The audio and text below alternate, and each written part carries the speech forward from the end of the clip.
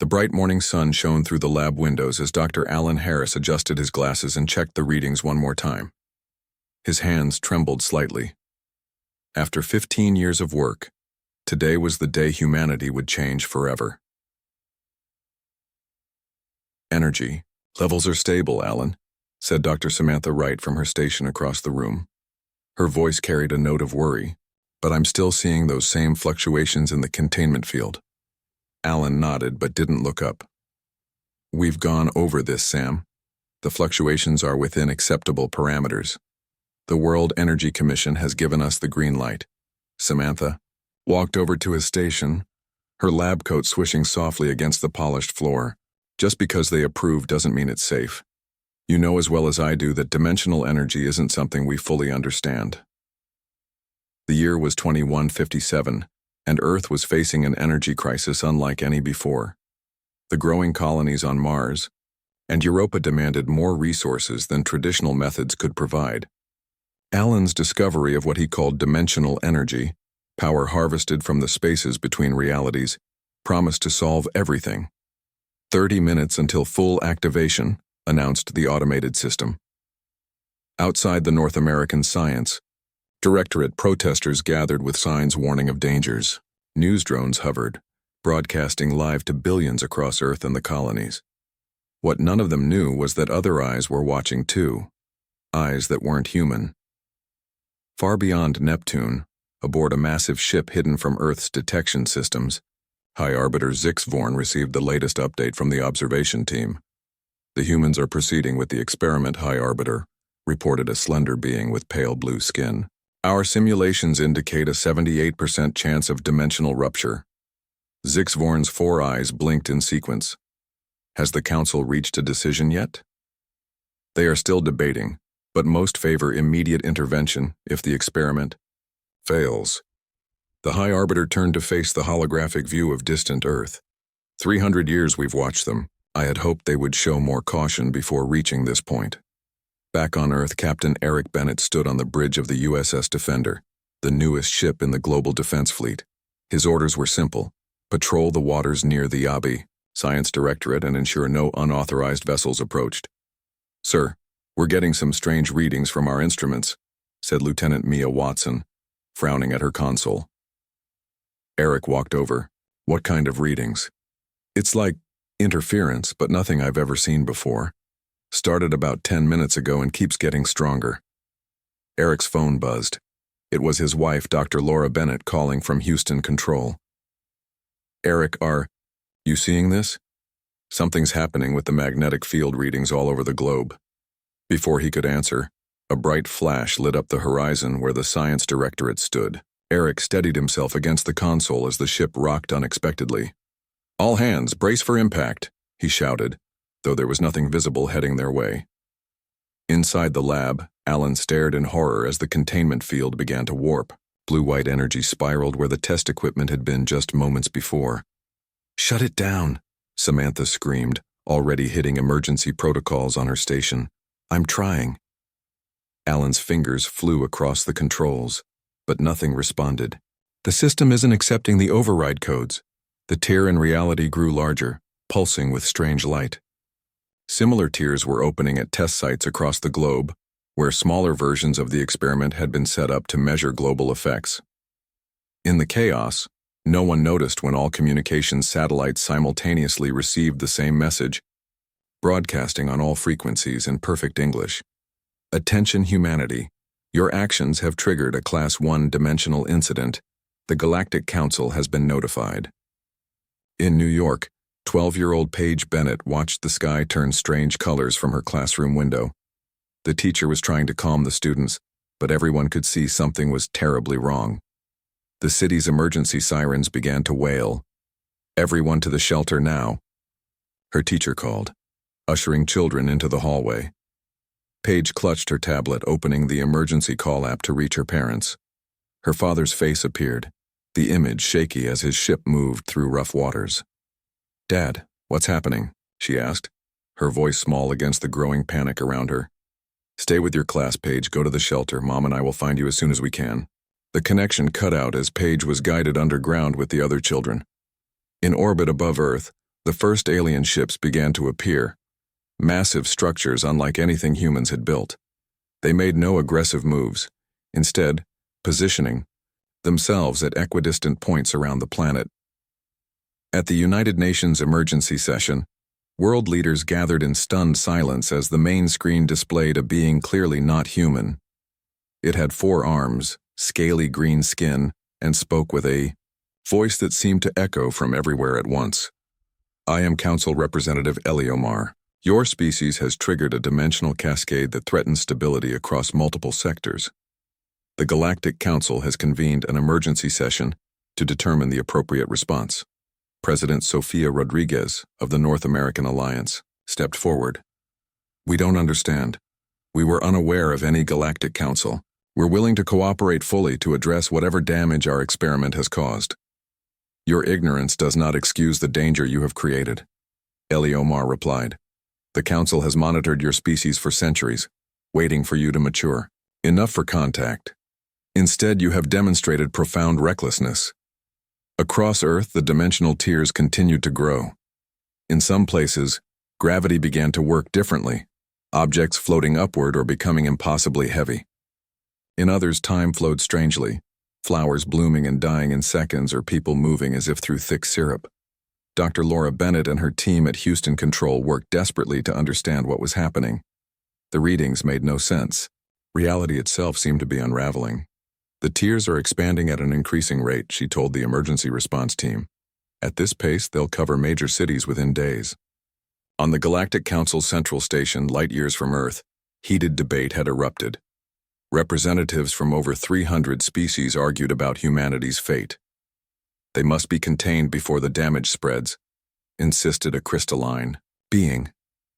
But they didn't know, countered another. First contact should not happen like this. High Arbiter Zixvorn called for order. We must decide quickly. Our scientists confirm that the dimensional tiers will soon reach critical mass. The vote was taken. The decision, humanity would be quarantined, cut off from the rest of the galaxy until the danger they posed could be fully assessed. As night fell on a frightened Earth, Captain Eric Bennett's ship approached the shore to help with evacuations. The sky above was filled with strange lights as more alien vessels arrived. He looked at a photo of his wife and daughter on his phone, then set his jaw with determination. Whatever happens, he muttered to himself, we'll face it together. He didn't yet know that the Council had already passed their judgment, and that humanity's isolation had only just begun. 3 days after the first dimensional tiers appeared, the world waited in fear. Alien ships now filled Earth's skies, their massive hulls blocking the sun in some cities and casting long shadows over frightened crowds. No weapons had been fired, but the message was clear. Humanity was surrounded. Dr. Laura Bennett hadn't slept in 72 hours. The screens at Houston Control showed dimensional rifts growing across the globe. Mars Colony and Europa Station reported similar tiers forming near their settlements. The rifts appeared to be slowing down, she told the emergency team gathered around her station, but I can't explain why. A young assistant rushed into the room. Dr. Bennett, the aliens are broadcasting again. It's on every channel, every device. The EI main screen flickered to life, showing the 4-armed green alien who had introduced himself as Council Representative Eleomar. His voice was calm but final. People of Earth, the Galactic Council has reached its verdict. Your species has demonstrated the capacity to damage the very fabric of reality. The dimensional tiers your experiments have caused threaten not only your worlds but entire sectors of the galaxy. Laura felt a cold dread building in her stomach as Eleomar continued. By unanimous vote, humanity is hereby quarantined indefinitely from all galactic affairs. A containment barrier will be established around your solar system. No human vessel or transmission will be permitted to pass beyond it. This quarantine will remain in effect for no less than 5,000 standard cycles. The room erupted in shocked voices. 5,000 cycles, however that translated to Earth years, was essentially a lifetime sentence for their entire species. At the United Nations, Major Ryan Collins was selected to lead a final diplomatic mission. As Earth's top linguist and negotiation specialist, he was their best hope for appealing the Council's decision. "We need to make them understand we can fix this," Ryan told the assembled world leaders. "Our scientists are already finding ways to close the smaller rifts." President Rodriguez nodded grimly. "You have full authority to offer whatever cooperation is necessary. Just get them to talk to us." Ryan's team launched from the UN space facility in a vessel marked with universal peace symbols. As they approached the largest alien ship in orbit, they broadcast on all frequencies. "This is Major Ryan Collins representing Earth. We acknowledge our mistake and accept responsibility.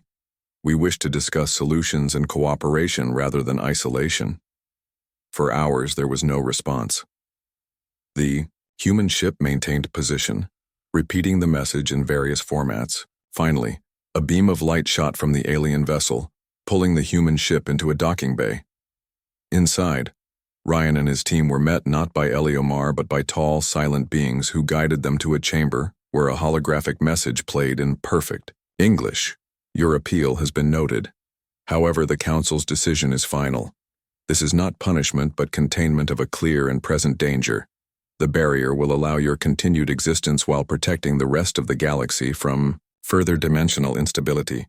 Ryan stepped forward. "We're learning to control the rifts. Given time and perhaps your guidance, we could—" The hologram continued as if he hadn't spoken. "The banishment decree has been translated into all human languages and transmitted to your governments. There will be no further communication until the quarantine period has elapsed." Before Ryan could protest, his team was escorted back to their ship and ejected from the alien vessel. On Earth, Captain Eric Bennett finally reunited with his daughter Paige at a refugee center in what remained of Chicago. Half the city was evacuated, due to strange gravity fluctuations near a dimensional tear. "Dad!" Paige ran into his arms. "Where's Mom?" Eric held his daughter tight. "She's still at Houston Control. She's trying to help fix this." Around them, families huddled together as news of the Council's decision spread. Panic was settling into a numb acceptance. "Are the aliens going to hurt us?" Paige asked, her young face serious beyond her years. Eric shook his head. "I don't think so. But they're not going to let us leave the solar system either." Above them, the alien ships were moving into new formations. Massive structures began to appear between them, sections of what would become the barrier around the entire solar system. In her lab, Dr. Samantha Wright made a surprising discovery. The readings from the dimensional rifts were changing. "Alan, look at this." She pointed to her monitor where Dr. Alan Harris had been helping analyze data. "The rifts aren't expanding anymore. In fact, some of the smaller ones are shrinking." Alan studied the readings. "That's not possible. Our models showed they would continue to grow for weeks." "It's the alien technology," Samantha realized. "The barrier they're building isn't just keeping us in. It's somehow stabilizing the dimensional tiers." This discovery raced through scientific channels to government leaders. If the aliens had technology that could repair the damage, why wouldn't they share it instead of trapping humanity? Nicole Franklin, a government scientist working with military intelligence, developed a theory. "What if they're not just afraid of what we did?" she suggested during an emergency briefing. "What if they're afraid of what we might become, military?" Attempts to reach the edge of the solar system were launched in secret. 3 unmanned probes were sent toward the forming barrier. The first exploded on contact. The second disappeared completely. The third seemed to make it through, then vanished from all tracking systems. On the 7th day after the catastrophe, the barrier was complete. A shimmering wall of energy surrounded the entire solar system, visible from Earth as a faint glow on the clearest nights. Major Ryan Collins delivered his final report to the United Nations. "They've given us no timeline for communication, no means to appeal. As far as the Galactic Council is concerned, humanity simply doesn't exist anymore." President Rodriguez addressed a frightened world that evening. "We are not defeated. We are contained, but we are still free within our own solar system. We will rebuild. We will learn from our mistake. And one day we will find a way to prove to this Galactic Council that humanity deserves to join the stars." As weeks passed, Earth began the long process of adapting to their new reality. The dimensional rifts stabilized, though some remained, as permanent scars on the landscape. Strange phenomena continued around these tiers, places where the laws of physics bent in unpredictable ways.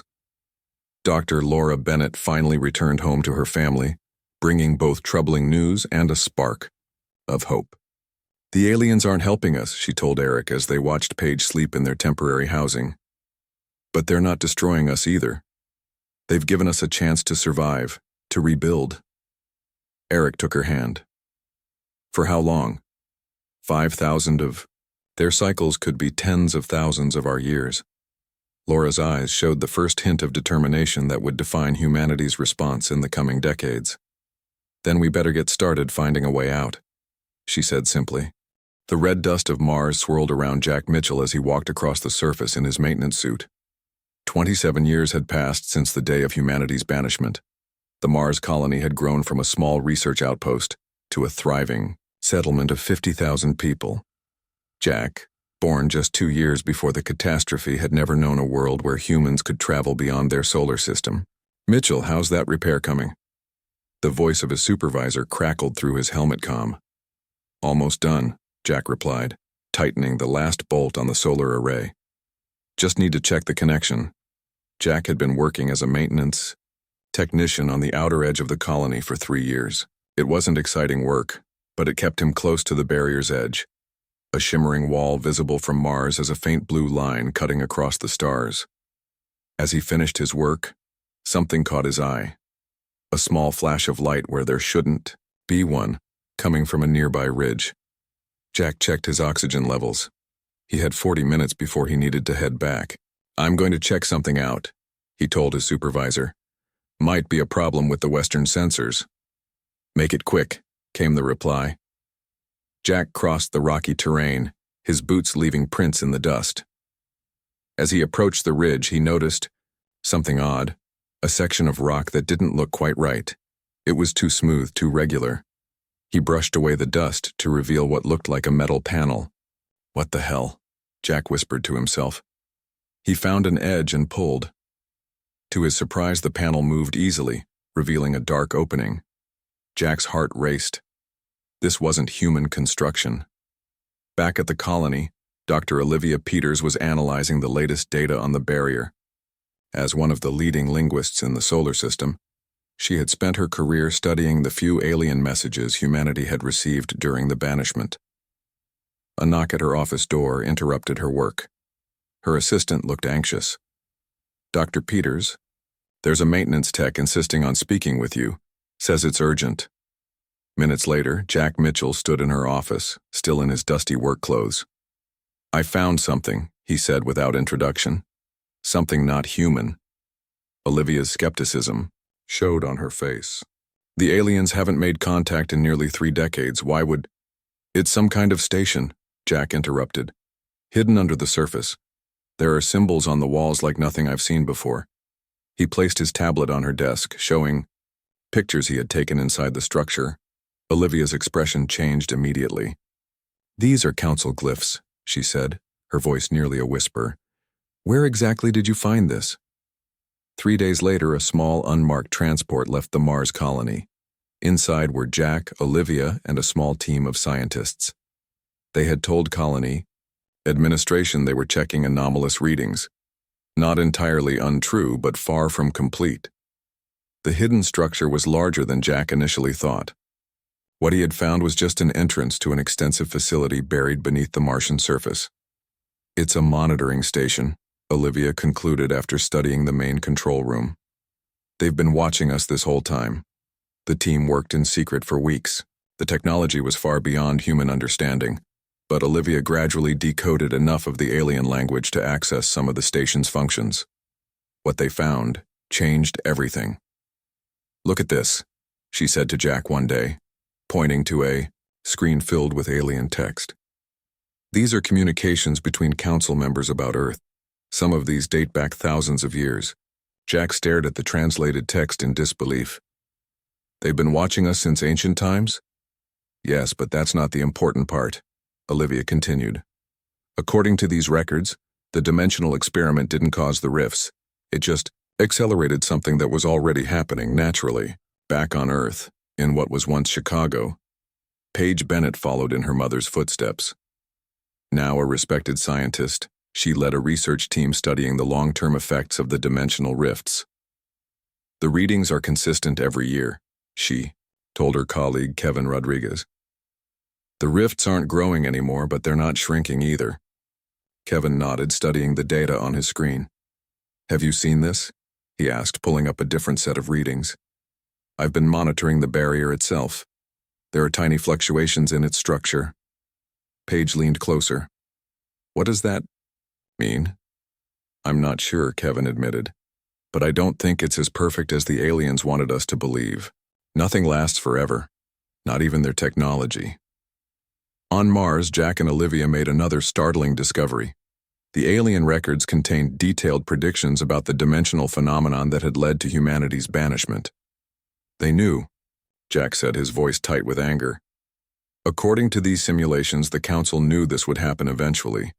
They just didn't tell us. Olivia continued translating more documents. It gets worse. Look at these communications between Council members before the banishment. Some of them argued that humans were evolving too quickly, becoming too adaptive.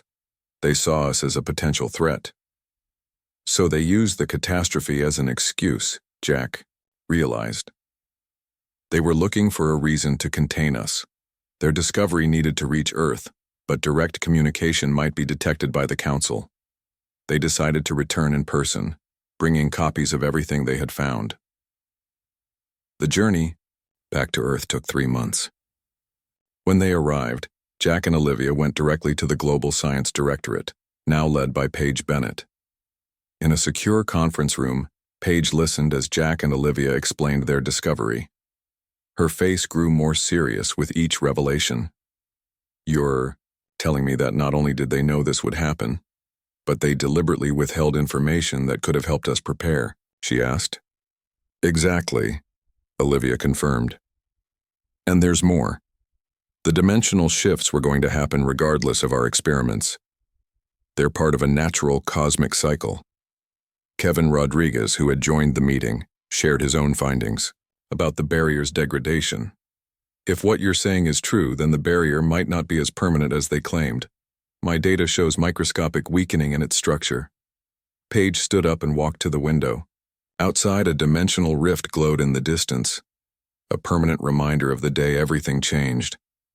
My parents spent their lives trying to understand what happened, she said quietly. My father died still believing it was our fault.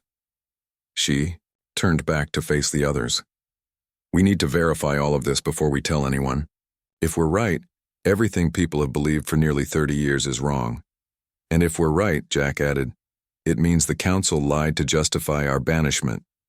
In the weeks that followed, a select team of Earth's best scientists worked to verify Jack and Olivia's findings. Every test, every analysis confirmed what the alien record showed. The dimensional phenomenon was natural, and the Council had known about it. On a clear night, 6 months after their return from Mars, Jack stood on the roof of the Science Directorate building with Olivia. They looked up at the stars, knowing that beyond the invisible barrier, a galaxy full of life continued without them. What do we do now? Jack asked. Olivia's expression was determined. We do what humans have always done when faced with injustice. We fight back. Across the solar system, a new hope began to spread quietly among those who learned the truth. Humanity's banishment had been built on lies, and if the Council could lie, they could also be wrong about the permanence of humanity's prison. 10 years passed since Jack and Olivia discovered the truth. Their findings had spread slowly at first, shared only with trusted scientists and government officials. Then, as evidence mounted and more people verified their claims, a movement began to form. They called it the Solar Alliance Reclamation Initiative, or SARI. Admiral Susan Taylor stood in the command center of the hidden base beneath Europa's ice crust. At 62, she was one of the few military leaders who remembered Earth before the banishment. Maps and holographic displays covered the walls, showing the positions of research outposts throughout the solar system. "Status report," she ordered, as her officers gathered around the main table.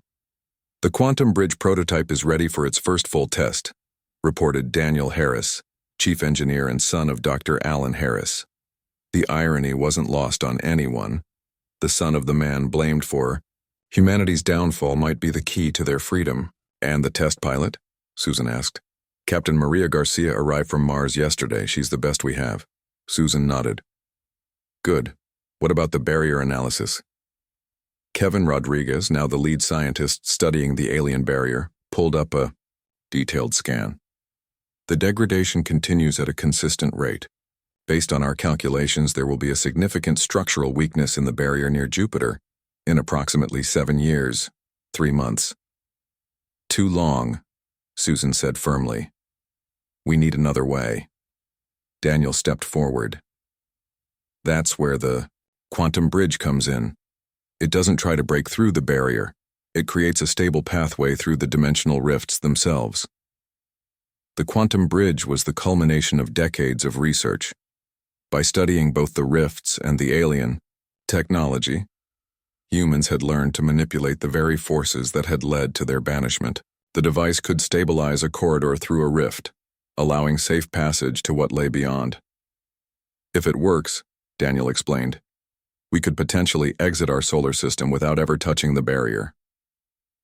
The next day, at the testing facility, hidden in Jupiter's shadow, Captain Maria Garcia prepared for humanity's most important mission since the catastrophe.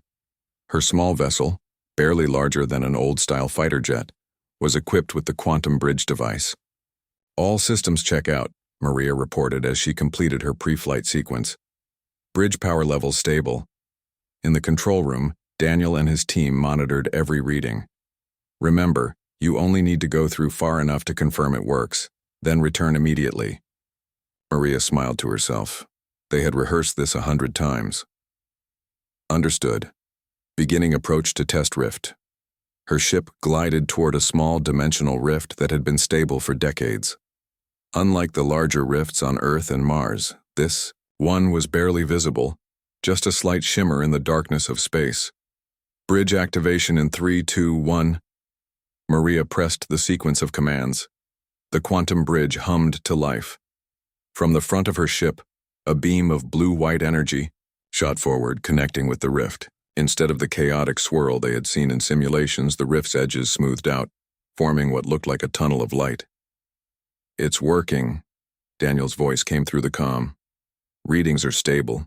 Proceed with entry." Maria eased her ship forward. As she crossed the threshold into the rift, the view screen flickered. For a moment, strange patterns danced across it, geometric shapes that seemed to move in impossible ways. Then everything cleared, and she found herself in what looked like normal space. "Control, I'm through. All systems operational." She checked her instruments. "According to my readings, I don't understand. I appear to be near Saturn, but that's impossible." Back in the control room, Daniel studied the data streaming in. "The rift created a connection point elsewhere in our solar system. You've essentially taken a shortcut through dimensional space." "Not quite what we hoped for," Susan commented, "but proof the technology works." Over the next 6 months, the team refined the quantum bridge. Each test took them farther, sometimes creating pathways to the outer reaches of the solar system. But they couldn't breach the barrier itself. On Europa, a different approach was taking shape.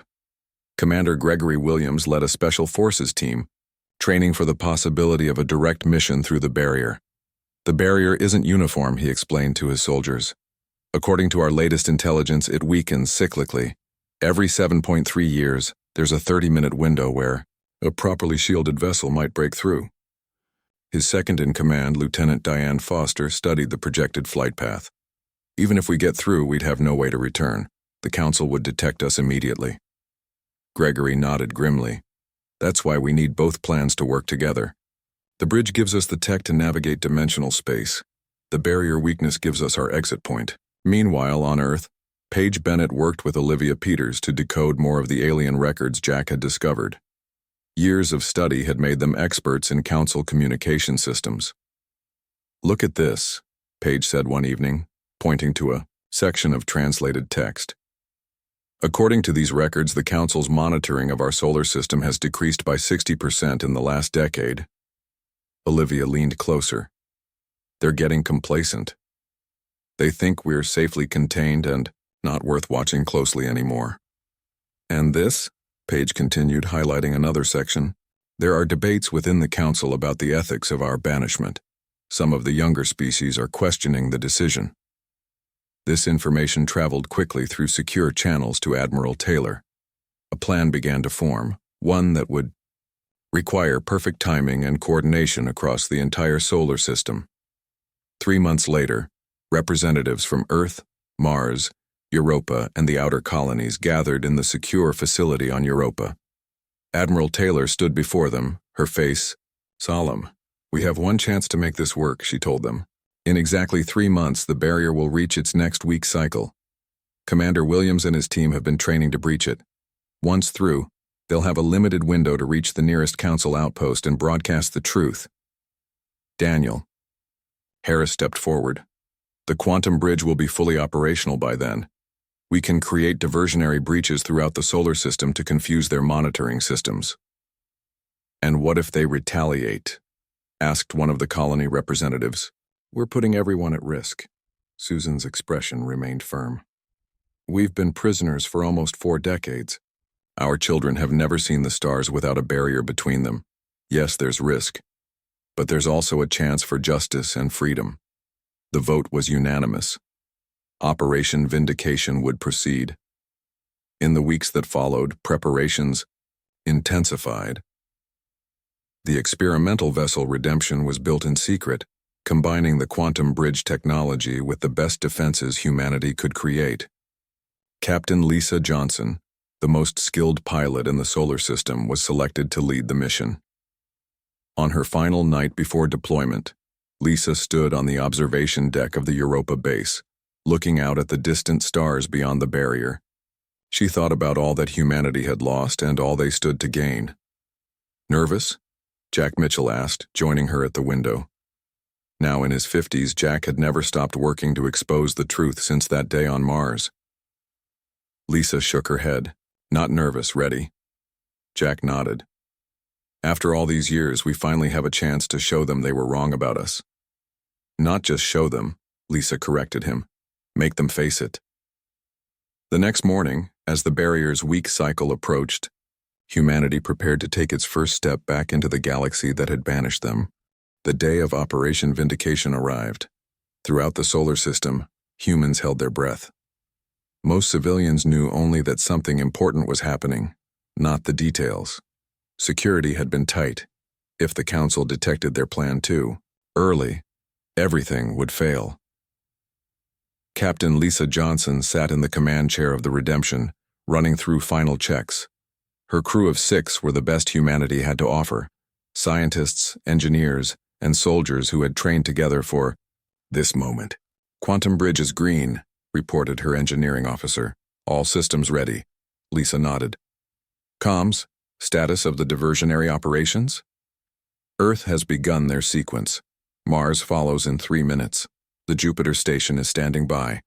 In orbit around Earth, 3 vessels activated their quantum bridge devices simultaneously, creating dimensional pathways that flared brightly on any monitoring systems. Similar operations began near Mars, Venus, and the outer planets. These were not escape attempts but a carefully choreographed distraction.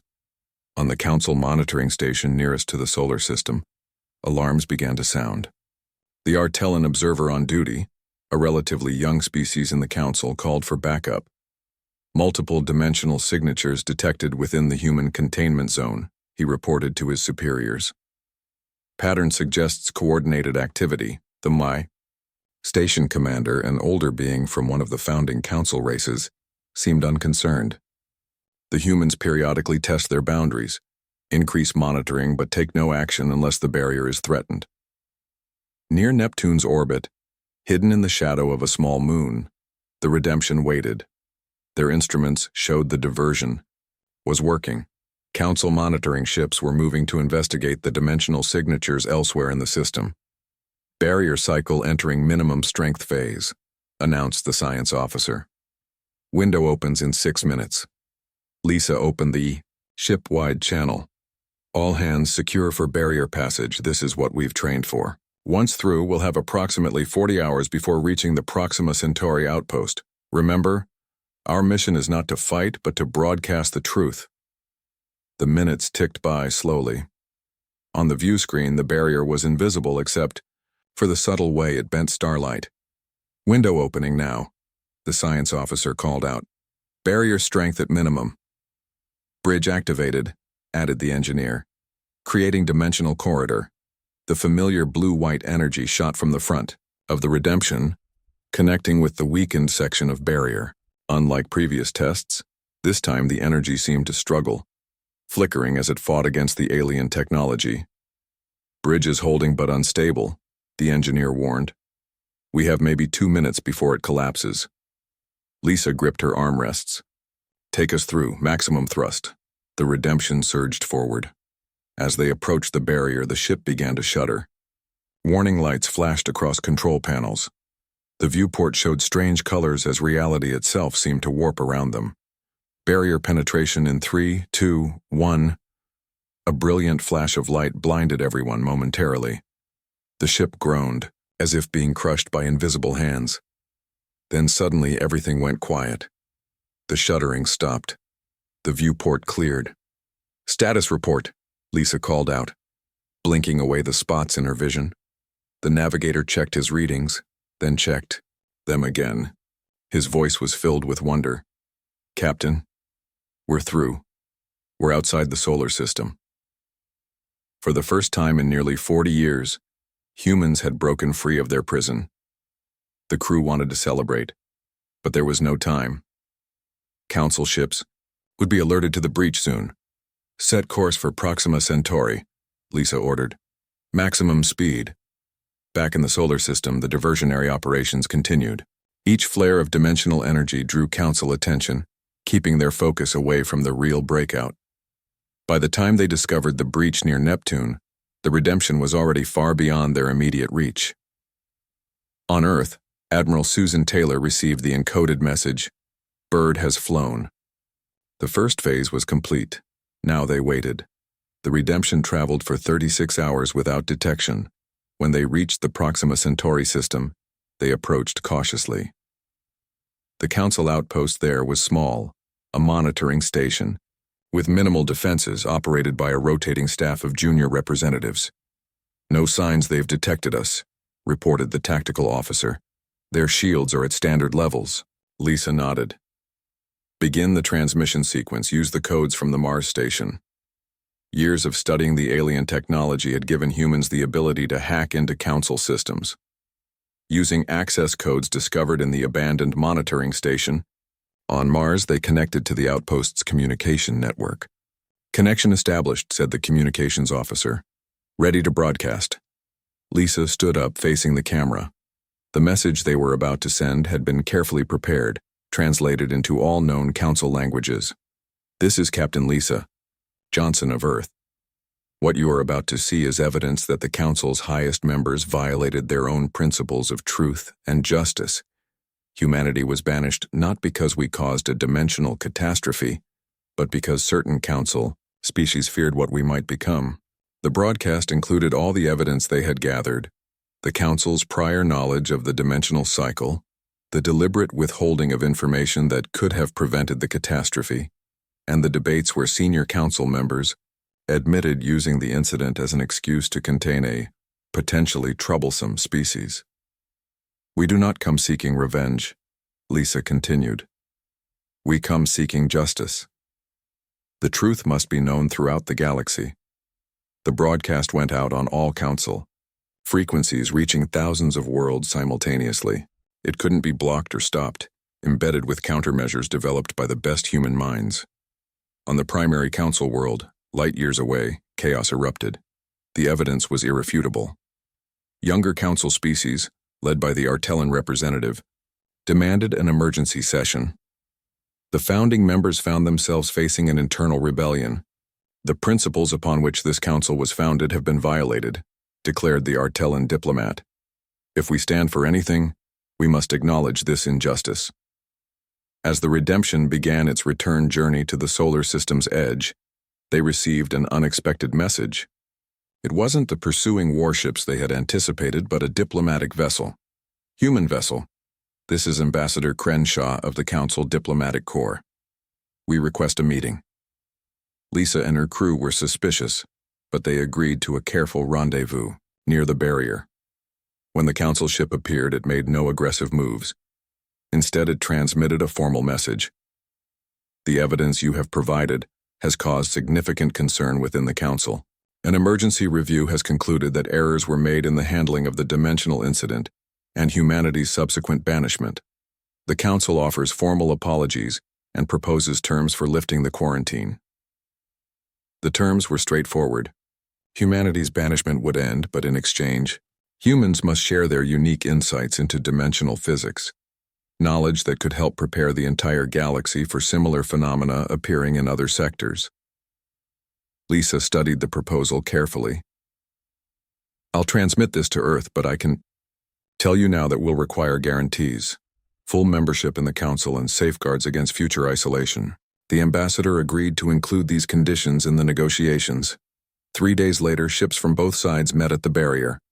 Through a specially created opening, Admiral Susan Taylor and representatives from all human colonies came face to face with the Council delegation.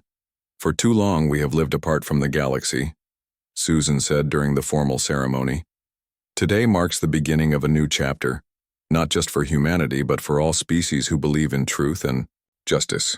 As the barrier began to dissolve around Earth's solar system, humans looked to the stars with new eyes. They had survived banishment. They had discovered truth. They had proven themselves not just survivors, but innovators who had mastered what the Council had only feared. Humanity was ready to take its place among the stars.